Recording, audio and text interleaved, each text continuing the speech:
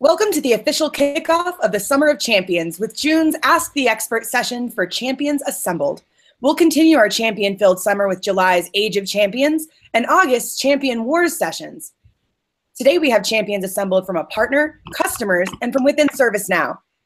Introduce yourselves.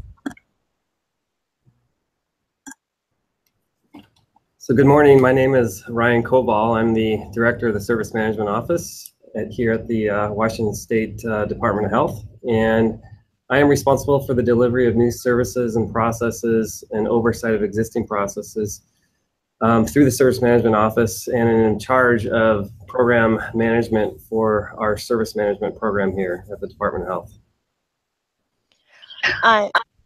I'm Trisha Johnson, and I'm the Senior Manager of Service Integration Platforms at Becton Dickinson. Something's wrong with my audio, yes. I currently manage the development team for ServiceNow, as well as manage our training program, program management, and have been a customer of ServiceNow for 7 years, and a long-time user and love the platform.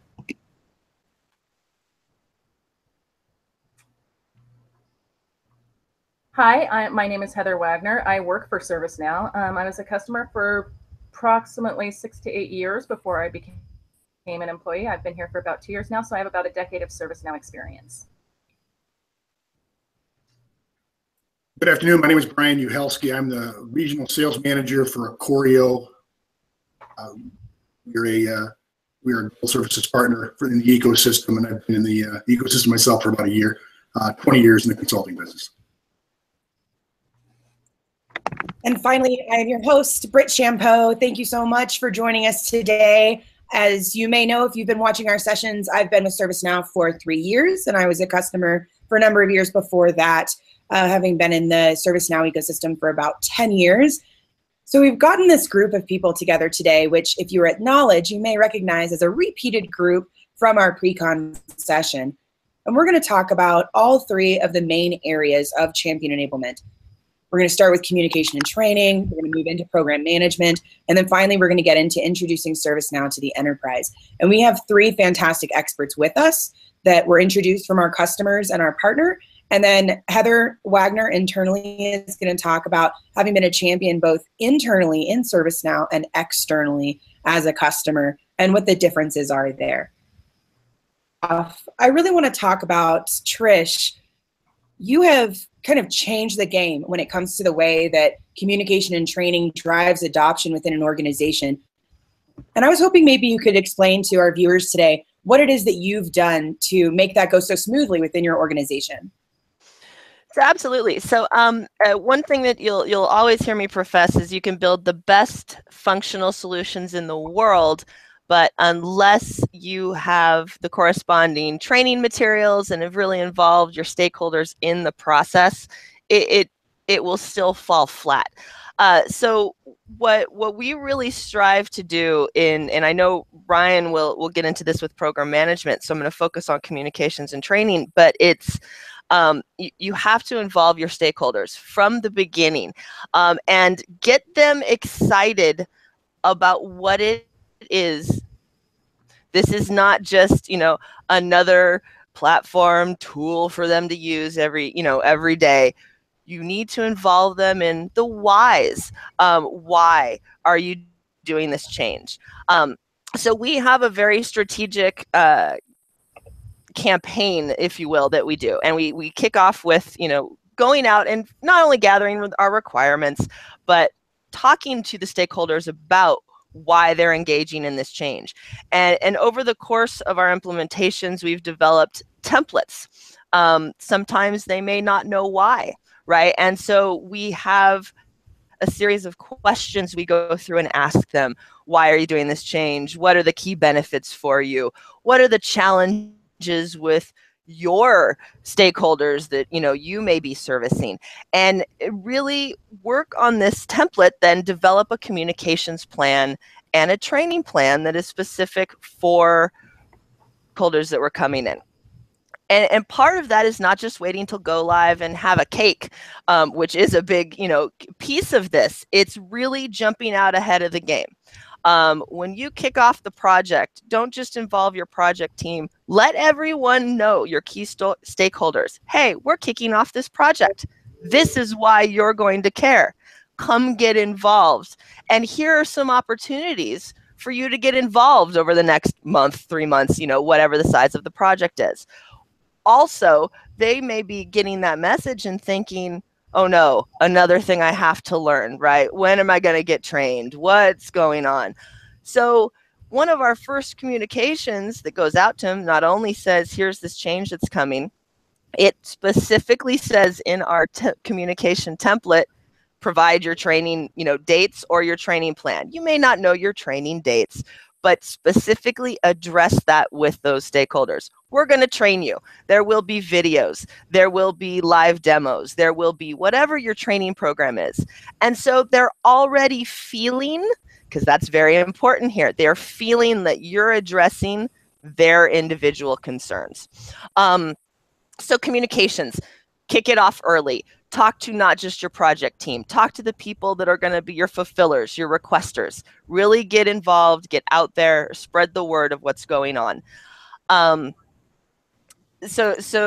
continue that, right? So you're going to continue that all the way through go lives.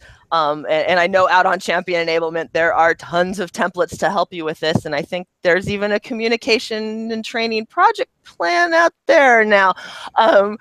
Use those. You have to follow those communications, right? If it's about to be live, our standard is we have another one that's 2 weeks before go live, and then 3 days before launch, another go live. We have our standard cake party and celebrate the success, and then you cannot drop them. This is the other key. If you want to have continued adoption, enhancements, and they're still going to be using the tool, and they're going to be having new discoveries constantly. Immediately at go live, you send out a communication that we're going to follow up with you in 30 days, 60 days, whatever is an appropriate target for you, and gather key stakeholders and have them. What have you learned? We implement what is Champion Enablement. For us at BD, we call that our community of practice. Okay, and we have a community of practice, so we get those stakeholders back involved. What do you need to be trained more on, right? What could be working better for you? And so they end up caring, they end up getting involved in the program management that Ryan's going to talk about. And this all goes to help adoption. I'm not sure how I'm doing on time, Britt. I have a little piece of training too, but I'll look to you. Yeah, no, go ahead, please continue. Okay, so the other key, again, is so communications. Without the communications, the training and the functionality is meaningless. But to the training, it is critical that you look ahead to set up a training program. What is your training program going to be? What are you as the ServiceNow team going to be offering? Are you going to be using ServiceNow to help you with trainings? Are your stakeholders going to be making the trainings? Are you going to end up being stuck training your entire organization? You have to evaluate that so you can set up a appropriate program. We've got over 65,000 requesters and thousands of fulfillers. It's and a very small, 10-man team, right, in total with me. It's important for us. What has succeeded is a train the trainer program. What we did is the investment in setting up very specific templates for requesters, fulfillers, approvers, and every role, if you will, in our system. And so those templates then have a corresponding video, one-pager, and PowerPoint presentation still, because everybody gets their training differently. Some people won't let go of the PowerPoints. Some people want a 2-minute video, and there's everywhere in between. So you can't make everywhere in between. We picked 3: a video, a one-pager, and a PowerPoint. All these things are offered on our knowledge base. And when we bring in new functionality, new organizational groups, we establish who the trainers are going to be within those teams, and we engage the train the trainer program. We train them first.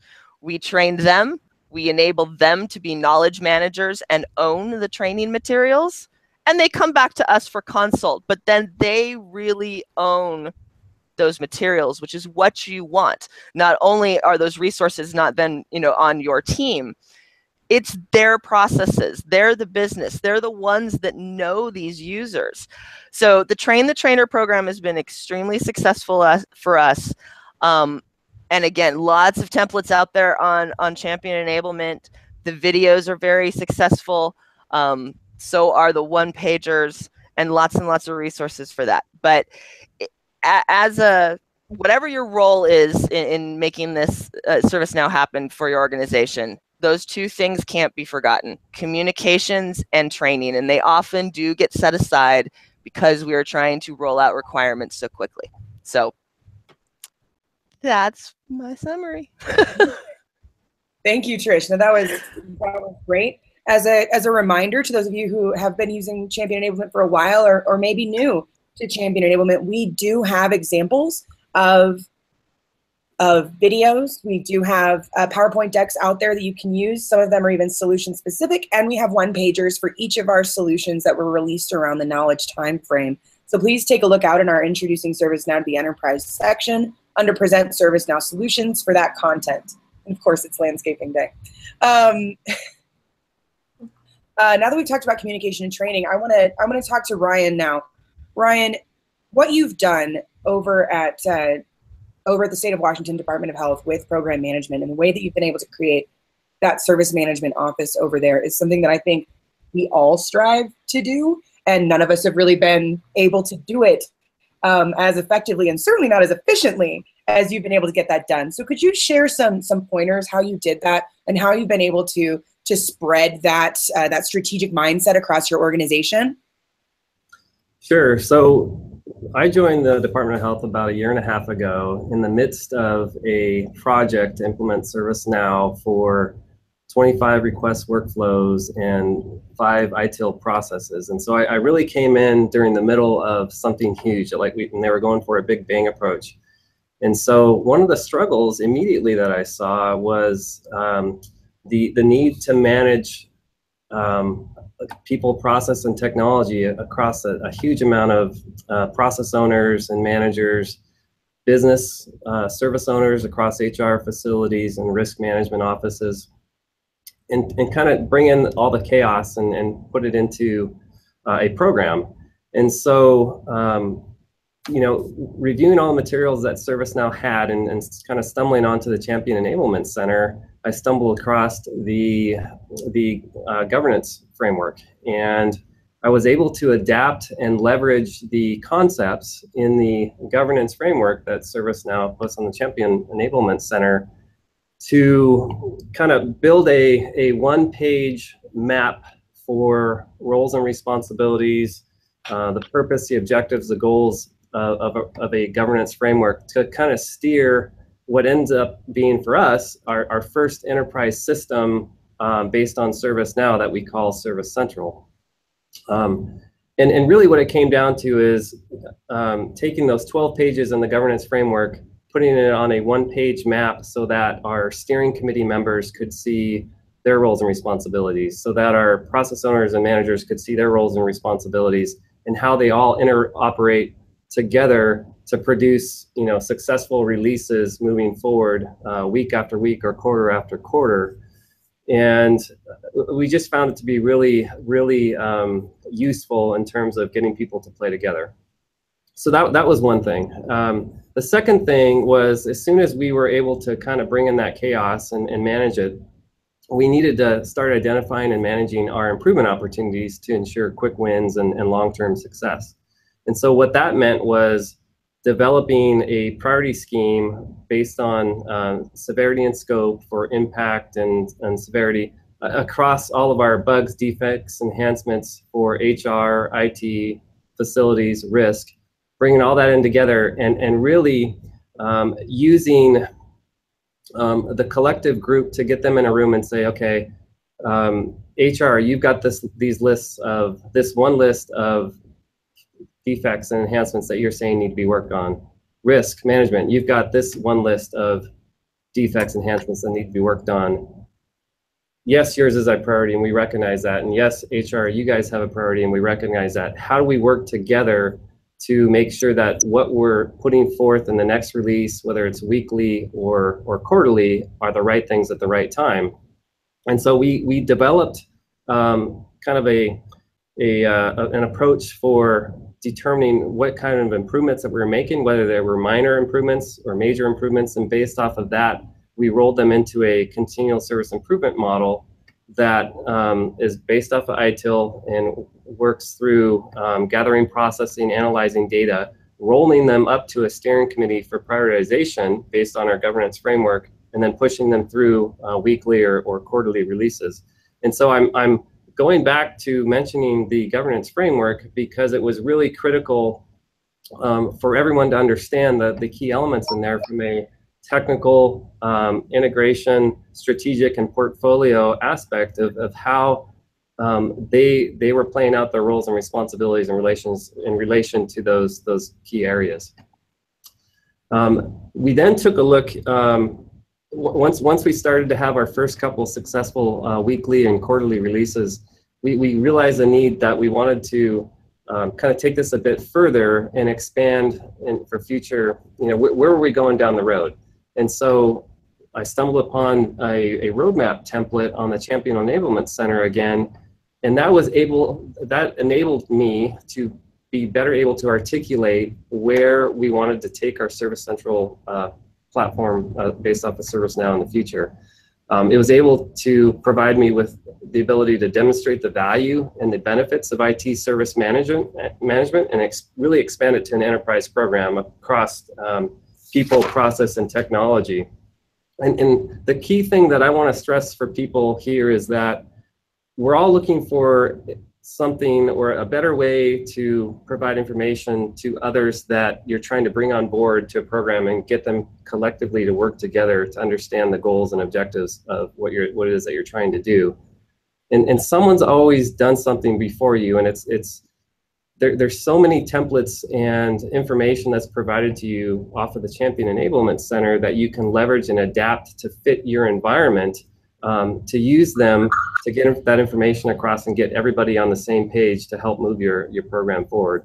And so those three key elements were essential, having that defined strategy and approach for managing your ServiceNow implementation, identifying and managing your improvement opportunities to ensure quick wins and long-term success, and really demonstrating the value and benefits of IT service management to expand to an enterprise program through that roadmap template.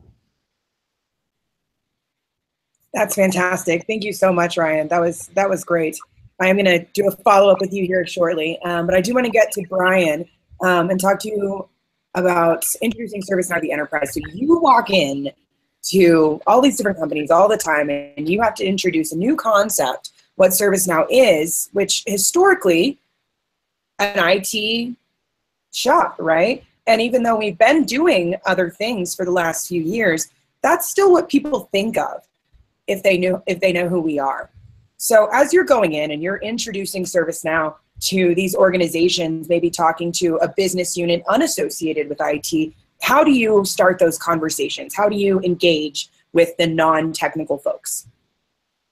That's a great question. And as we've started to go and see the platform really spread wide across the enterprise and mature very fast, those discussions are becoming really relevant. So my job, and really, we're educators at the end of the day.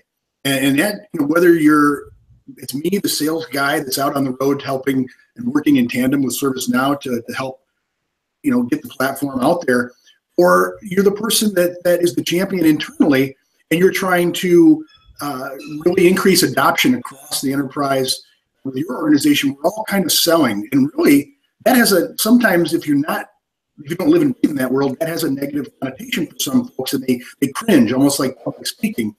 What I prefer to look at it as is really our job is to educate, because when we educate other people in the business, it tells them that, one, we care about what it is that they do, and we take time to understand what it is that they do at a level that we understand their pain.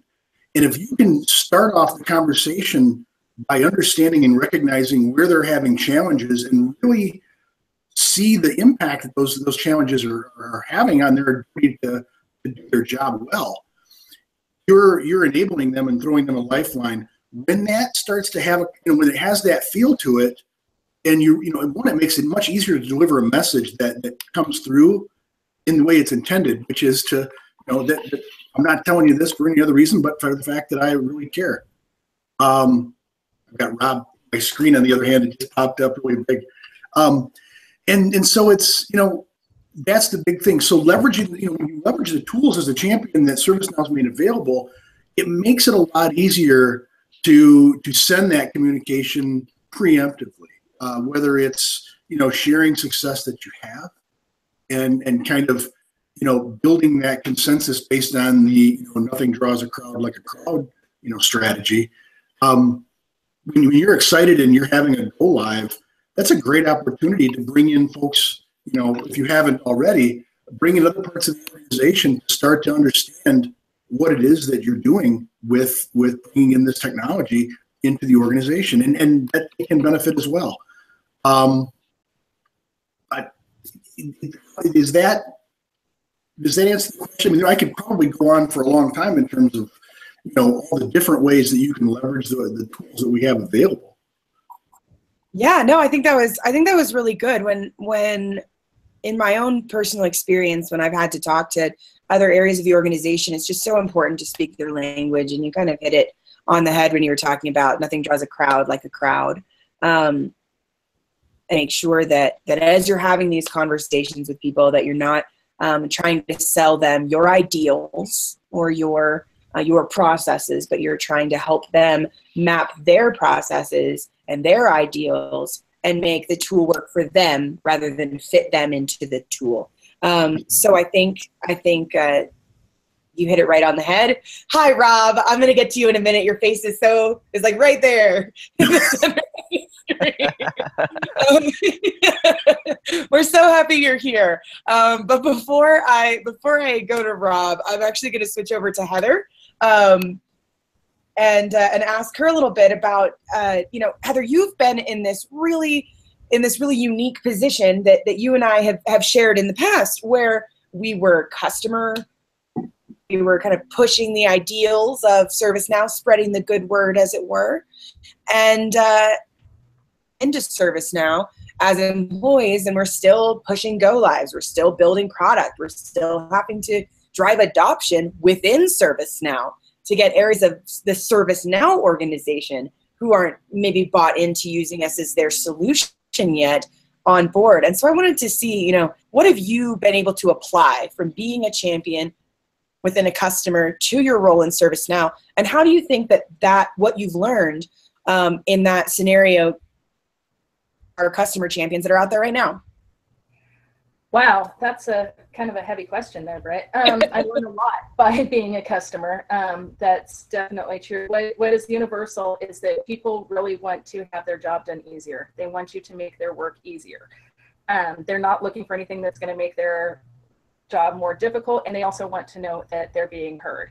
So I think this kind of goes along with what I think everybody has said so far, is that the first thing is to make sure I'm actually solving a problem for somebody. I'm not just pushing something out because it's cool. It's actually something that's going to help people to do their job better. And I think, again, as I know I heard Trish say, and I know I heard Brian say too, is that you're not trying to sell them on anything. We're really not. That's one of the great things about working at ServiceNow now, is that we actually aren't trying to sell anything. We have access to it. But even when I was a customer, I was never trying to necessarily sell anything. I was trying to help make people's jobs easier. And I think that, especially with the champion enablement tools we have, if we would have had those when I was a customer, that would have changed my life. Because it makes it possible to have a conversation about what you actually want, instead of, oh, look at this cool bells and whistles thing ServiceNow is offering. So I think that probably what I use internally is really more process oriented. And that is something that I noticed when I was a customer as well, is that a lot of people have these great expectations that ServiceNow will, fix their processes.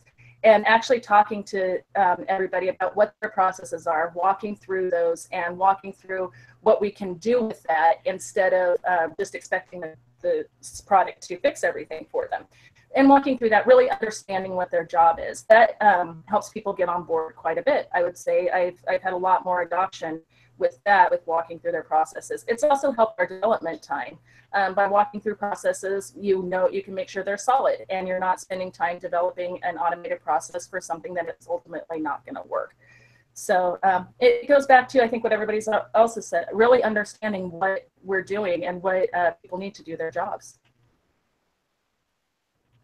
All right, I love that. I think it's so important as customer champions to remember that you can't force someone to fit into the box you want them to fit into. I think we've all built solutions that went live and people hated them, even though it was exactly what they needed, because we have to make sure that they're involved. And I think having been a customer and having been internal to ServiceNow and building these solutions allows you to see that, you know, everybody struggles with these things. We're not alone in those experiences. And that's what Champion Enablement is really here for. Sure, we have guides, we have templates, we have tools that you can use to help accelerate your adoption and to help define your processes and really get your organization all on board with ServiceNow as a solution. But none of that is going to happen if you don't have a really good structure of support behind you. And that's what we're here for, this group of people and more. Certainly Bimala, my counterpart who's not here with us today, but is really the founder of Champion Enablement, is certainly in that. Along with our new attendee, Rob. We're so happy to have you here. Rob is one of the thought leaders behind Champion Enablement and kind of how we have this as an offering available for you and people like you. So Rob, why don't you go ahead and take a second and introduce yourself? Sure. Hopefully everybody can hear me. My name's Rob Pickering. I have been in the Chief Strategy Office at ServiceNow for just over a year. Prior to that, I was the CIO at AAA and was a ServiceNow customer for about 3.5 years. They're still a customer before I joined ServiceNow. So we were able to not only do inside ServiceNow or inside IT itself, but then also be able to extend it out to the rest of the organization by building champions in that organization. That's phenomenal. And in this, so you were actually in an executive briefing center meeting earlier today, just before you arrived. I was. So, yes, you were. So you have these conversations with our customers on a daily basis about their success and what they can do. And tell me how your experiences as a customer, along with your experience with working with these customers so closely at such a high level, makes you feel so passionately about Champion Enablement like I know you do. Yeah, sure. So in fact, Champion Enablement came up in my conversation today with one of our customers. Everyone struggles with the resources that they need in order to not have IT be a bottleneck to making ServiceNow improvements through their enterprise. And everybody kind of wants to know, hey, how do I manage the ServiceNow program? How do I know what's good, what's bad, where things go, what we should prioritize, what we should move forward on? And so a lot of that is all covered inside Champion Enablement. And so my answer to a lot of those questions, other than just talking about how I did it and what I was able to accomplish, is to show them that there are tools that are in Champion Enablement available to customers that help address a lot of those needs. Talk about building ServiceNow as a program inside your enterprise and how to manage it. Talk about growing those champions inside your organization so that you have additional resource that can help you move the platform forward and iterate and be able to communicate it out so that people understand the value they're getting from ServiceNow and understand it more viscerally so that you can actually build that passion inside the organization. Yeah, that's a very cross-functional response you've just given there, Rob, that you kind of touched on all three of our primary, and I would say it's on purpose. But I mean, you kind of touched on what Trish talked about with communication and training. You definitely talked about running ServiceNow as a program, which is what Brian was talking about, and then sharing all of that success and driving the value is really what Brian was talking about, along with, you know, getting those requirements, which touches on what Heather was talking about. So just really tight, nice little bow around it. I have a follow-up question for each of you. I'm going to go back down the row. I'm going to start with Trish. And Trish, I was wondering, as you were talking about communication and training, and as Rob was just mentioning it there, you know, a question came up when we were at Knowledge about how do you communicate and train differently between your standard fulfiller users who are in IT and between your business users who are out in other areas that you may still need to be gaining adoption from them while you're training. Yeah, no, absolutely. And so I can answer this from coming from our previous implementation of IT, and currently now our stakeholders that we're bringing in are only the business stakeholders. So one of the keys to this and the success here is, and Brian touched on this, is speaking their language. People in the business, in, you know, accounts payable, or you know, in just all these businesses have been in email forever. You know, they've been in SharePoint, they've been in their financial systems and things, but a ticketing system is new to them. They are not familiar with the language of, you know, incidents is new. I mean, everything is new, as well as the concept of a ticketing system. So really understanding their language, right? Is this a transaction? Is this a request, right? Everyone, is this a case, right? Your HR users thinks of things as cases. Finance thinks of them as requests. You know, facilities thinks of them as cases. IT, you know, has tickets and incidents and enhancements.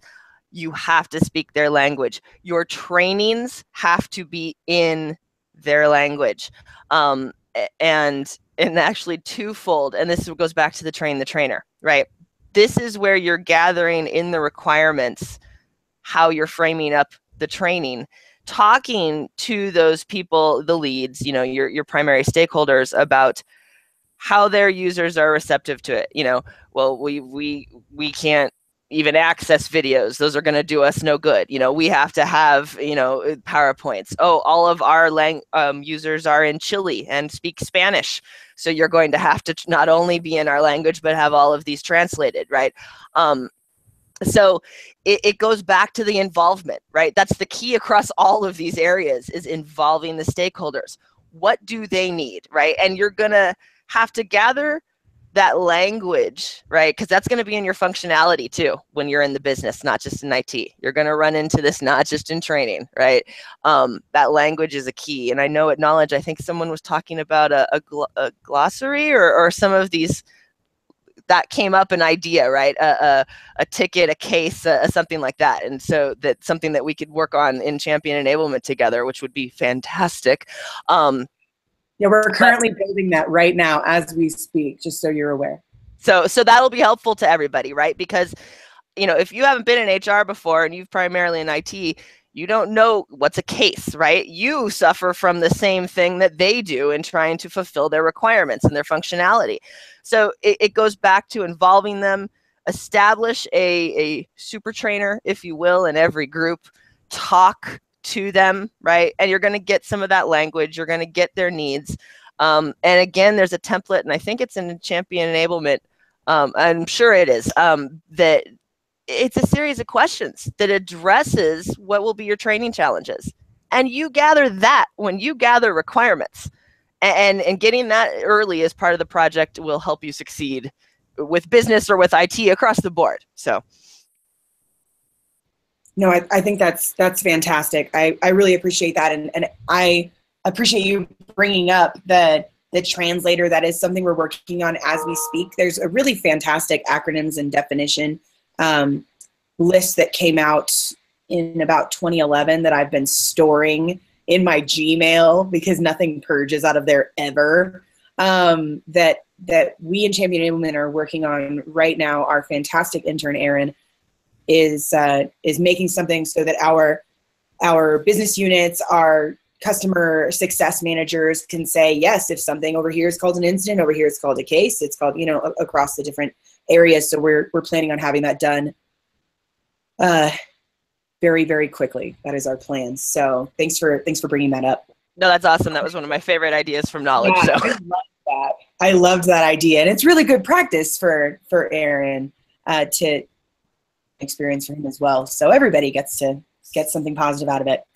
So I did write down a few more questions, one for each of you. So just going down the list, Ryan, when you were talking about setting up your service management office and you were talking about setting up your program management strategy within your organization, that was really about initial setup. But I wonder, you've been in your organization for a year and a half, you've built this fantastic ecosystem there. Is there anything that you're doing within your organization to ensure that it's sustainable, what you've set up? And can you talk a little bit about compliance and making sure that people are held accountable if there's any deviation from?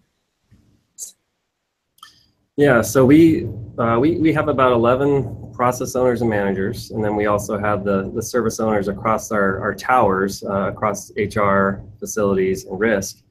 And one of the things that we had to do right up front is ensure that everyone was completely bought in to making this platform as successful as possible.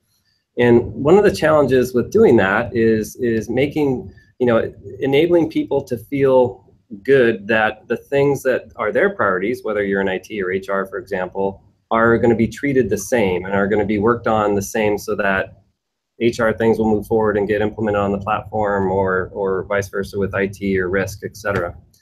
And so one of the things we did before even our first quarterly release was that we came up with a prioritization mechanism for assessing bugs, defects, and enhancements. And before we got people going with this, we all got together in a room and we built and adapted this prioritization document that enabled everyone to see that they're a partner on the platform. So when IT identifies on our CSI register a defect or bug and enhancement, we rank it based on this agreed upon prioritization scheme for impact, severity, and scope. HR uses their CSI register and they rank their items on that list based off of that same model, which they agreed to with IT and the other partners. And it really gives everyone a sense that, hey, everyone's playing on the same playground, and your improvements or enhancements or bug defects fixes are just as important as everyone else's. So that was number one. When all of that is prioritized, and when I say buy-in, early on, it was very important for us to make sure that the partners across the platform really understood the amount of time investment that it was going to take to make this platform successful.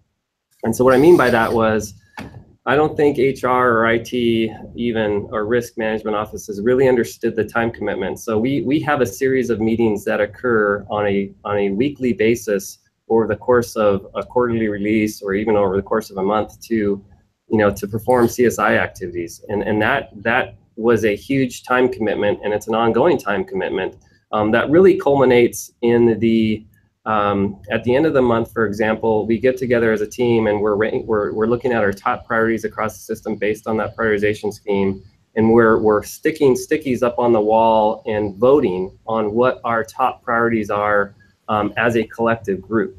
And that's maybe the priority 1s and 2s off of what we call a enterprise system management CSI register, or service management CSI register. Once that list is finalized and we've tallied all the votes, the top items from that then go to the steering committee, and then they're blessed for our full release every quarter. Now that's one avenue that handles major releases. The other way that we release items onto the platform is through weekly releases, but they're really items that don't really merit or need the full vetting from BAs and testers and development, all that. They can be done and value can be released quickly, week over week. And so really for us, it was the challenge for us was to get everybody to understand that we're prioritizing items the same way with the same severity, impact, and scope. And you know what? We've done a study for the past couple weeks and actually presented to our steering committee. We can now furnish a report that shows, well, facilities had 10 items released over the last couple weeks, and IT had maybe 7, and risk had 2, or HR had 11. And it's really done wonders to build up our partnership across the platform and really give everyone encouragement that the platform across people, process, technology is moving soundly as we move it forward. And I don't know if I addressed your second question. But. Yeah, no, I think you got it. There's this kind of authority through partnership that you're doing that I think is really admirable, and more than that, I kind of enviable, right? That you've been able to build this group within your organization that kind of all holds hands together and says, okay, it's your turn. Okay, it's your turn, right? Without you or your team ever having to look like the bad guy, because they're making the decisions among themselves. Fantastic, and something we should all strive for the business to be involved in those decision-making processes. And the more we do that, the less negative effects you feel of pushback from people saying, oh, well, you're ignoring my group, right? If they're involved in that decision-making process, that single sign-on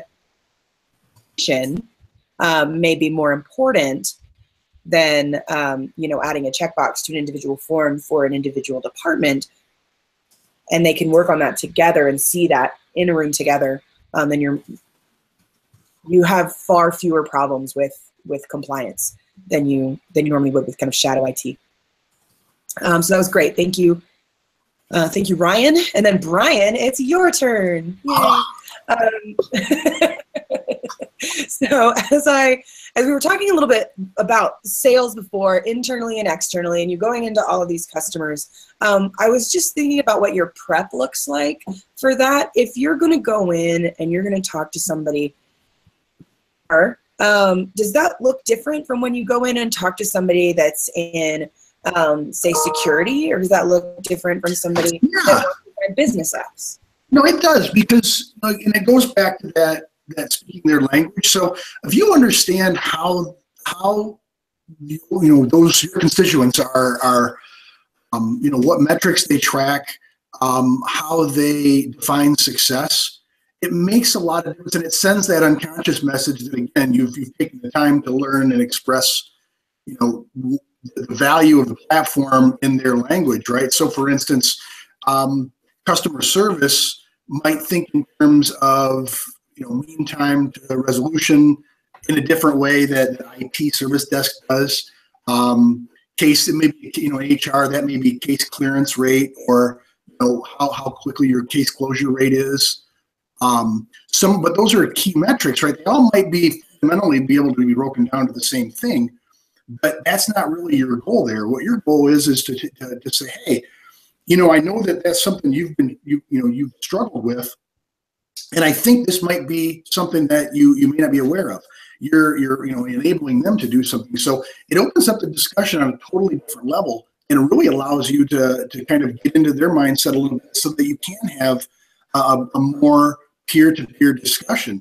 Now you're aiding them, and you're a conduit to their success, rather than somebody who's just trying to push the next latest shiny object their way that they don't have time to really look at anyways. If you give them the value up front, they'll find it, and ultimately find the budget for it, which makes it a lot easier to start moving some of those things outside of IT, so that everybody can share the responsibility as well as the value. That's really the key. The other thing is just being able to give them kind of a sense of where you're going.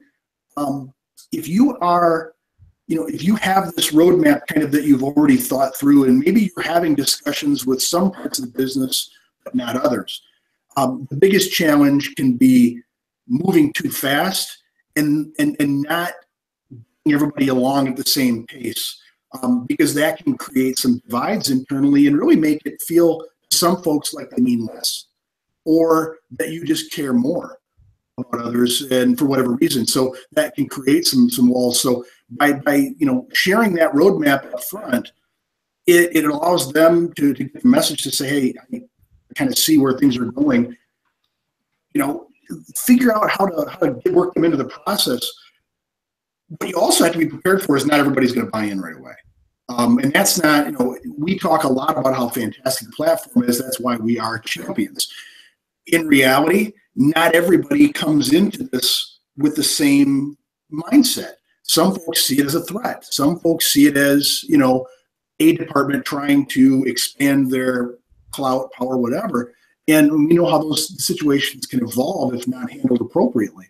So be prepared to have to get some pushback, but it's not personal. It's more about fear, uncertainty, doubt, all the reasons why people push back on just about anything. And that goes back to being an educator. If you can help them to see that you're not stupid, there's a benefit for you because you're trying to do something for the organization, and this is your cause du jour. But in reality, if you understand their challenges and you can put it on their level, then it makes it much easier to remove some of that doubt and pushback, and at least have an open dialogue. Because what we found, and I think everybody's heard a version of this, is that if you can educate those folks that are the most ardent detractors, they'll invariably become your biggest supporters. And those are the folks that you want to look for. Folks that are some folks are just negative Nancy's. That's, no offense to anybody out there named Nancy, but some folks are just, they push back at any change, right? It's not an easy concept. But that's where the more different ways to communicate, the more you can try to take the edge off the fact that there is change coming. Perfect. Thank you, Brian. Oh. Somebody needs to mute. Anybody? Okay, perfect. Got it. Nope. If you don't hear an echo, it may be you. Okay, there we go. Okay, so then the next question is for Heather. I just wanted to know, since you've been doing this for a million years, you've been on ServiceNow since birth, what was your most successful go live, either internally or externally, in terms of adoption, and why was that? Oh boy. Internally, one of my most successful go lives was an automation of some onboarding processes. And one of the reasons that was incredibly successful is because I saved people a lot of hours of going back and forth with emails or really what it was is in one of my previous organizations, we had this kind of pseudo automation thing going on. And I think a lot of places fall victim to this, and that's, it looks automated, but what really happens is everything goes to the help desk and then they have to fill out a form or something like that. So when I was, for example, in this case, the onboarding process, it definitely, it saved them from having to actually fill out the forms. We actually had an automated process, and I think we improved the productivity of the help desk by like 90% just by automating that and making it so they didn't have to fill out all the requests and things like that. Again, that it was successful because people felt like it was doing them a favor. It was making their jobs easier. And really the reason I had picked that project was because it was very, very highly visible. So I had like the HR director really hated how things were going. My CIO was really unhappy that people weren't getting their laptops in time or didn't have a login in time, that kind of thing. So that was one of the reasons I picked that. It was visible and it did make things a lot easier. So when you're doing something that makes people's jobs easier, it's easier to get adoption as long as you don't overwhelm them with things to do. Internally, one of them that I've done, well, there's been a few that I've been felt really good about. One of them that wasn't saving people necessarily so much work, but it was a cool feature, was our real availability. And that's where I created the calendar view that you see on our high service portal. I implemented that, and that was fun because occasionally we would hear from people, oh wow, we'd really like more than 90 days. And we did it, and then we found out, now we're seeing with the use that a whole lot more people are actually using it than we even had anticipated. Same with our administrator password reset. If you have to remember, if one person complains about it, that's the person who is actually willing to speak up. It's kind of like cockroaches. When there's one that you see, there's 10 more that you don't see. Maybe not cockroaches. I can see Brett's face. Okay, ants, spiders. I don't even know. So those are probably, and again, the reason it's successful is because it's people like to use it. It's easy to use. They know what to do with it, and it's making their job easier. Yeah, I think making sure that we've got an echo again. I think making sure that what you're doing is going to be helpful to people is going to be kind of a paramount importance, right? Like we don't just want to automate for the sake of automation, right? We want to make sure that what we're doing is targeted. And I love that example of the real availability calendar dashboard, because what happened is you went live, some people started using it, and then you started seeing the numbers go through the roof. And so that means that people are sharing of what they're getting out of that report, what they're getting out of that dashboard. And that's really what you want. That's where you see adoption go from something that's kind of in a tight-knit group into something that grows exponentially, is when it's so fantastic. Because the quality of what you create does matter. Your communication isn't the only thing that matters there. And the higher the quality, the faster that will spread. I was going to say virus, but since you talked, I didn't feel like it was appropriate. So now last question before we sign off, or before I do our sign off. Rob, this one's for you. You have a lot of opinions on this, so I'm going to ask you specifically for 2 examples. All right. Ruins an implementation from an adoption perspective. That's a great question. And I have lots of opinions on everything. So what ruins so the first is not having a roadmap, not understanding the journey that you want to go on and mapping that journey to your actual implementation plan. So if you just look at it and say, oh, we want a ticketing platform to do incidents, and that's all you think about, you'll very quickly get into trouble, because incidents are linked to a CMDB. The CMDB provides information and value to problem and to change and to, frankly, everything in the platform. So you have to have that roadmap so that you understand the intricacies of building an actual enterprise service management platform and what the journey is going to look like. The other is rushing, thinking that you're going to do everything all at once. You're going to do what lots of folks call a big bang, right? We're going to implement all of ITSM and all of project and all of demand management simultaneously, because we want to get to that value proposition as fast as possible. It's not that that's impossible to do. It's that it requires an enormous amount of planning, an enormous amount of resource, and I think people underestimate what that takes. So really just building that roadmap and setting reasonable goals, just like trying to lose weight, which I'm doing right now. You can't do it all at once, right? You're not going to lose 6 pounds a week. You're going to lose 1. And so that's going to set that pace for when you're going to be able to achieve your different goals. That was a very concise answer, sir. I appreciate it. You did such a great job. Okay, so this has been so fantastic. You will see, I want to kind of, without going too deep into the Marvel verse, like the champions who have assembled here will return in Champion Wars. Very exciting. So just as a reminder, we have 2 more coming to our Summer of Champions. This was Champions Assemble. Next month, on the 27th, I believe, of July, we're going to have the Age of Champions, where we'll have our and shared also at Knowledge in our Theater Now session, our breakout session, and some other locations that are going to talk about kind of their experiences within their organizations. And then this group and that group in August are going to face off about what's most important to adoption in your organization for Champion Wars. It's going to be really fun. So thank you so much again for joining us. This has been really fun. It's so great to get the gang back together. We all I think we were all pretty excited about it. At least I was. So thank you so much, and we'll see you in about a month. Take care, everybody.